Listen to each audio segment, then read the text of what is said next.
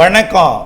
செல்வகுமாரின் மதிய வானிலை ஆய்வறிக்கை 2025 மே 12 திங்கட்கிழமை மதிய ஆய்வறிக்கை. அதிகாரப்பூர்வ வானிலை அறிக்கைக்கு இந்திய வானிலை ஆராய்ச்சித்துறை அறிக்கையை பார்க்கவும். வானிலை அமைப்பு: மேற்கு கிழக்கு திசை காற்று குவிதல் என்பது மேற்கு தொடர்ச்சி மலை மாவட்டங்களில் தொடங்குவதற்கு முன் கடலோர மாவட்டங்களில் உயர்ந்திருக்கக்கூடிய வெப்பநிலையால் கிழக்கு திசை காற்று குளிர்வித்து தற்பொழுது மழைப்பொழிவை தொடங்கி இருக்கிறது. திருவள்ளூர் மாவட்டத்தோட திருத்தணிக்கும் திருவள்ளூருக்கும் இடைப்பட்ட பகுதியில். அதே போல விழுப்புரம் மற்றும் செங்கல்பட்டு மாவட்டம், அதாவது கடலோர பகுதி செய்யூருக்கும் இன்னும் சொல்லப்பட்ட சதுரங்கப்பட்டினத்திற்கும் மரக்காணத்திற்கும் இடைப்பட்ட விழுப்புரம் மாவட்டம் மற்றும் செங்கல்பட்டு மாவட்ட எல்லை பகுதியில் மழைப்பொழிவு தொடங்கி இருக்கிறது. இந்த மழைப்பொழிவு அந்த இடத்துல சற்று பரவலாகி உள்ளே மேல்மருவத்தூர், அச்சிரப்பாக்கம், செய்யூர், திண்டிவனம் வரைக்கும் கூட ஆங்காங்கே மழைப்பொழிவை கொடுக்கலாம். அதே போல திருவள்ளூர் மாவட்டம் திருவள்ளூர் திருத்தணி இடைப்பட்ட பகுதியில் தொடங்கியிருக்கூடிய மழை திருவள்ளூர் மாவட்டத்தின் மேலும் பல பகுதிகளுக்கும், ராணிப்பேட்டை மாவட்டத்தோட அரக்கோணம் மற்றும் அதன் சுற்றுவட்டார பகுதிகளுக்கும், அப்படியே அம்பத்தூர், பூந்தமல்லி, பூண்டி, ஸ்ரீபெரும்புதூர் போன்ற சுற்றுவட்டார பகுதிகளுக்கும், காஞ்சிபுரம் மாவட்ட, செங்கல்பட்டு மாவட்ட, சென்னை, திருவள்ளூர் மாவட்ட பகுதிகளுக்கும் முன்னேறி கொடுப்பதற்கு வாய்ப்பு இருக்கிறது இன்றைக்கு மாலை. மேலும் மேற்கு தொடர்ச்சி மலை மாவட்டங்களில் எதிர்பார்த்து கொண்டிருக்கக்கூடிய மழை இந்த கிழக்கு காற்று போய் தொடக்கும். வடமேற்கிலிருந்தும் வெப்ப நீராவி வர தொடங்கி இருக்கிறது. இதன் காரணமாக எதிர்பார்த்தது போலவே இன்றைய தேதியில் கர்நாடகா, மகாராஷ்டிரா, ஆந்திர பிரதேசம்லாம் மழைப்பொழிவு தொடங்கியிருக்கு. வடமேற்கு காற்று வர தொடங்கி இருக்கு.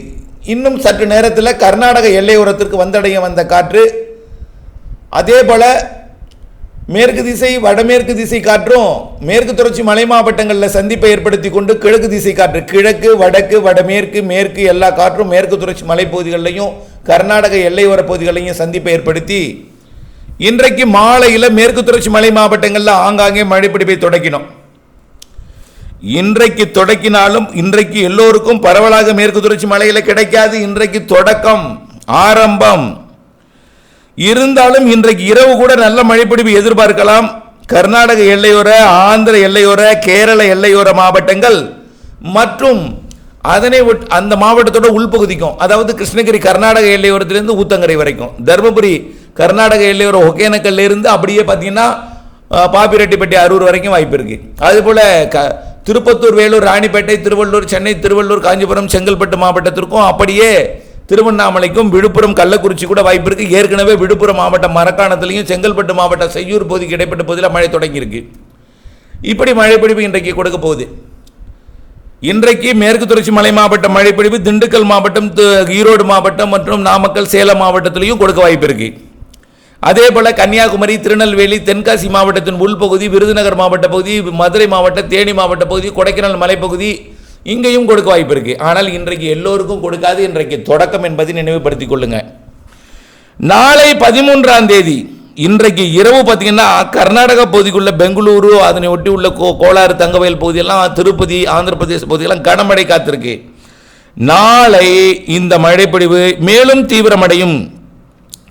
நாளை கண்டிப்பாக நீலகிரி மாவட்ட, தமிழ்நாட்டின் வானிலை அறிக்கை இது. நீலகிரி, அதாவது கர்நாடகா உட்பட, கேரளா உட்பட, காவிரி நீர்பிடிப்பு பகுதிகள் உட்பட கனமழை, தென்மேற்கு பருவமழை தொடங்கும் வரைக்கும் தொடர்ந்து இருக்கும், கண்டிப்பாக இருக்கும். அணைகள் நீர்பிடிப்பு பகுதிகளுக்கு நீர்வரத்தை கொடுக்க போகுது. அதில் எந்த மாற்றமும் இல்லை. மழைக்காலமாக மாறப்போகுது கோடை காலம். ஆனால் 1 மணி நேரம், அரை மணி நேரம் பெய்தாலும் மேகமூட்டம் சூழ்ந்த வானிலையாக மாறி தூறல் சாரலாக மேற்கு தொடர்ச்சி மலை மாவட்டங்கள், கர்நாடக எல்லையோர மாவட்டங்களில் பல மணி நேரங்கள் நீடிக்கவும் வாய்ப்பு இருக்கு நள்ளிரவு அதிகாலையில். இந்த நிலையில் நாளை இன்னும் கொஞ்சம் பரப்பில் கூடும். ஒட்டுமொத்த குஜராத் எல்லையோரம் தொடங்கி கன்னியாகுமரி வரைக்கும் உள்ள மேற்கு தொடர்ச்சி மலைப்பகுதிகளில் அது அப்படியே உள்ளேயும் வந்துடும். கிருஷ்ணகிரி, தர்மபுரி, சேலம், நாமக்கல், ஈரோடு, நீலகிரி மற்றும் கோயம்புத்தூர், திருப்பூர், கரூர் மற்றும் அப்படியே தெற்கே திண்டுக்கல் மற்றும் தேனி, மதுரை, விருதுநகர், அப்படியே திருநெல்வேலி, தென்காசி, கன்னியாகுமரி வரைக்கும் மழைப்பொழிவை கொடுக்கும். நாளை 13ஆம் தேதி 13ஆம் தேதி மழை இன்னும் உள்ளே வந்து டெல்டா மாவட்டங்களுக்கே நெருக்கமாக வந்துடும். 13ஆம் தேதி ஆனால் வராது, நெருக்கமாக வந்துடும். எங்கன்னா திருச்சி, பெரம்பலூர், நாமக்கல் மாவட்டத்தோட கொல்லிமலை பகுதி இங்கெல்லாம் வந்துடும். எப்போ? 13ஆம் தேதி நாளை. 14ஆம் தேதி டெல்டாவிற்கும் வந்துவிடும், டெல்டாவிற்கும் வந்துடும். இதில் தென் மாவட்டங்களுக்கு கனமழை.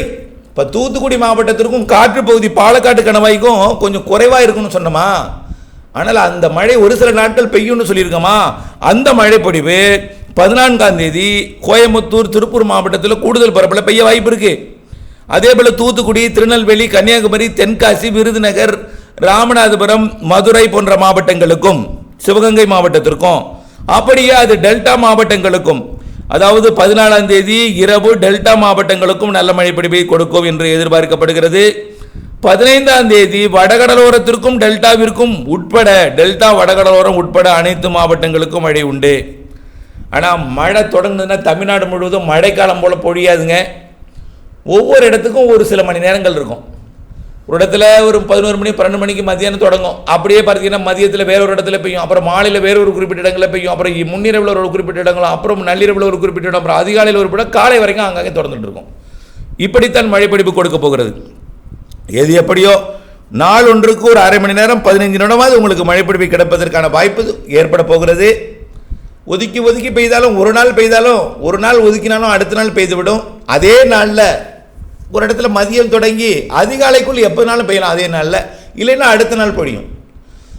படிப்படியாகத்தான் பரப்பில் அதிகரிக்கும். 14ஆம் தேதி பரவலாகிறது, 15ஆம் தேதி மேலும் பரவலாகிறது. மேலும் பரவலாகிறதுனா மழை பொழிவோட பரப்பு பரவலாகும் பொழுது கனமழை பொழிவாக மாறிடும் பல இடங்களில். ஆனால் எப்போ பெய்தாலும் ஒரு மணி நேரத்துக்கு மேலே பெருசாக பெய்யாது, அதுக்கப்புறம் குறைஞ்சிரும் தீவிரம். அப்புறம் 16, 17 மழை இருந்து கொண்டே இருக்கும். பெரும்பாலும் 17ஆம் தேதிக்கு மேலே கடலோரமும் கனமழை பொழிவு கொடுப்பதற்கு வாய்ப்பு இருக்குது. 20ஆம் தேதிக்கு மேலே மேலும் தீவிரம், 25 மேலும் தீவிரம். இந்த மாதம் இறுதிக்குள் 2 நிகழ்வு. இது 12ஆம் தேதி, அடுத்தது 22ஆம் தேதி ஒன்று சொல்லியிருக்கிறோம். ஆகவே 2 நிகழ்வுகள் இருக்கிறது. 2 நிகழ்வும் நல்ல மழை பொழிவு. அதாவது நிகழ்வில் ஒரு பெரிய தீவிரம் இருக்காது, ஆனால் அந்த நிகழ்வு காற்றை குவித்தல் காரணமாக வடமேற்கு காற்று, மேற்கு காற்று, தெற்கு காற்று, தென்கிழக்கு காற்று, கிழக்கு காற்று எல்லாமே தமிழ்நாட்டில் குவிக்கும் என்பதனால, தமிழ்நாடு வழியாக வடமேற்கு காற்று பயணிக்கும் என்பதனால் நல்ல மழை பொழிவை கொடுக்கும் என்பதில் மாற்றமில்லை. மேலும் மண்டலம் வாரியாக ஒரு எல்லோருக்கும் ஒரு விரிவான வானிலை அறிக்கையும் வழங்கப் போகிறேன். அதையும் பார்த்து நீங்கள் பயன்பெறலாம். தொடர்ந்து வானிலை அப்டேட்ஸுடன் இணைந்திருங்க.